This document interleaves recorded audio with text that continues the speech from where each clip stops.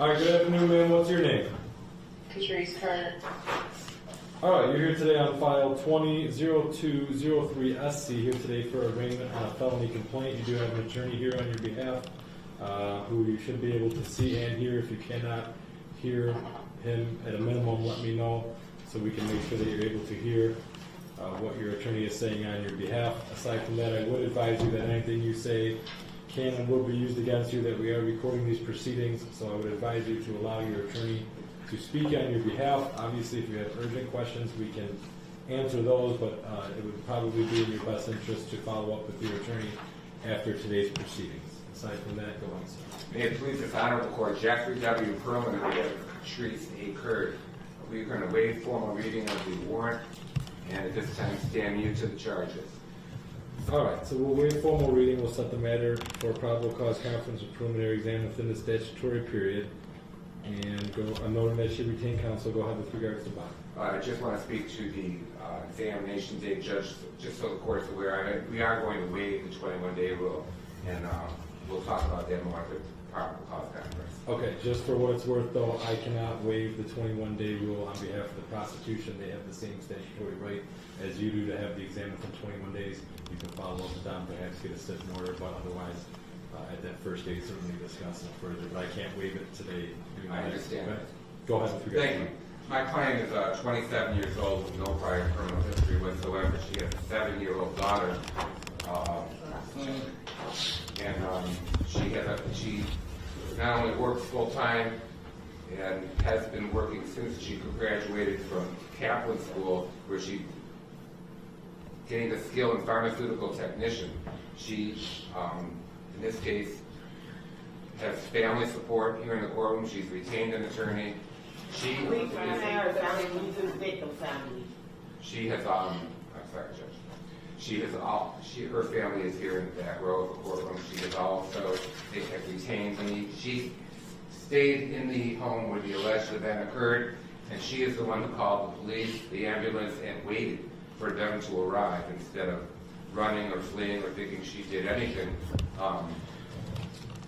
inappropriate. And this comes from a violent engagement between her and her boyfriend of 10 years, who is also the father of the child that they share.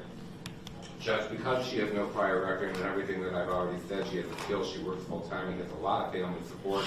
I'm asking the court to consider a bond that the family can make, along with a tether. I don't believe she's a threat at all to the community, and because she's retained an attorney, of course she's going to show up at every court appearance. All right. When considering bond, I have to look at factors related to the risk of non-appearance at court dates, as well as the risk of danger to the public if released.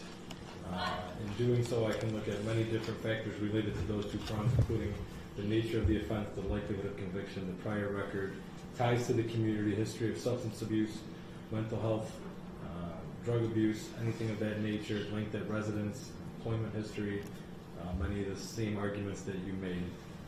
However, in this case, I'm not comfortable with a personal bond, certainly, as I do have concerns with regards to risk of danger to the public if released, as well as risk of flight, given the nature of the charges, the potential penalties being up to life in prison, as well as mandatory time on 2 of the lower counts. It does increase the risk of flight.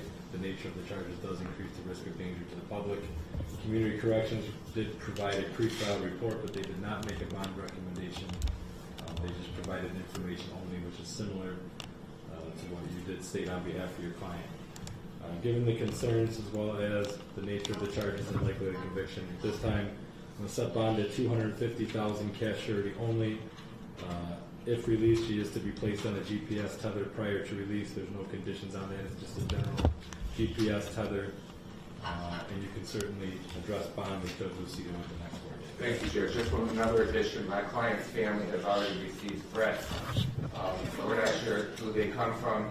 I'm assuming it's someone related or connected to the alleged victim in this case, and I'm asking the court if they could state on the record that there should be no threats, and there will be no contact from my family. I mean, at the end of the day, the only person who I can control as a bond condition is your client. Certainly, if there are any issues outside from that you can certainly contact police, the family can contact police who can investigate, and if there things would be appropriate, such as charges based on any activity that would have to be investigated by a police department and authorized by a prosecutor. I don't have any way to tell anyone other than your Just wanted to make a record and Fair we'll enough. take from that. Fair enough. Thank you very much, Your Honor. Yep. Thank you.